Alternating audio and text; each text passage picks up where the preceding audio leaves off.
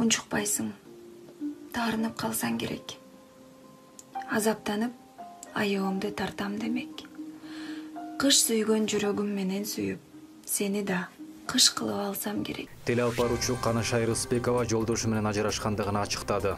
Бул тууралуу ал Instagram баракчасына жазган. Ушул посту жазбай эле койсом дегем, бирок азыркы кырдаал ушул абалга алып келди. Ачыгын айтайын, жашырганда эмне, мындай көрүнүш көп үйдө болуп жатат. Турмушума байланыштуу көп суроолор чарчатты. Сенин жолдошуңду тиги клубтан көрдүм. Бул жерден кыз менен көрдүм. Жана башка. Чынын айтсам, чарчадым ушул сөздөрдөн. Мен ал адам менен курсагымда 2 айлык балам бар кезде эле ажырашкам. Ажырашуу теманы жолдошум көтөрүп, балаңды төрөсөң төрө, төрөбөсөң кой деген тандоо койгон. Мен баламды сактап калууну тандадым. Жардам береби, баласын жакшы көрөбү дегендерге жооп. Анча-мынча акчалай жардам берет, кээде жок. Баласын 1-2 айда 5-10 мүнөт көргөнгө убакыт табат. Ага таарынычым жок, болгону бакыт каалайм. Идеалдуу турмуш кура албайм. Сиздердин ишеничиңиздерди актабасам кечирим сурайм. Эми буйруса баламдын бактылуу келечеги үчүн баарын жасайм. Аллахымдын жардамы менен балам үчүн бүгүн баардык аракетимди салып иштеп жатам.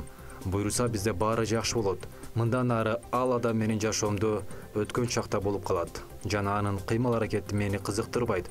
Ошол себептен ал тууралуу темалардын, суроолордун арты суюлат деп ишенем.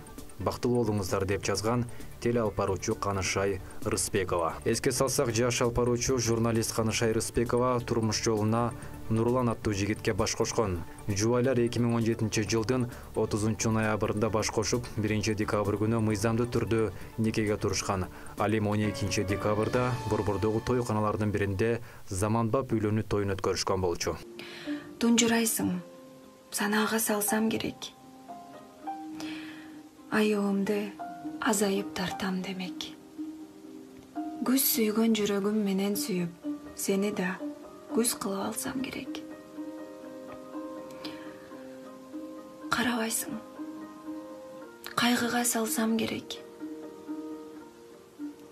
Жамгырлуу жаз сүйгөн жүрөгүм менен сүйүп, жүрөгүңдү сенин ыйлатып алсам керек.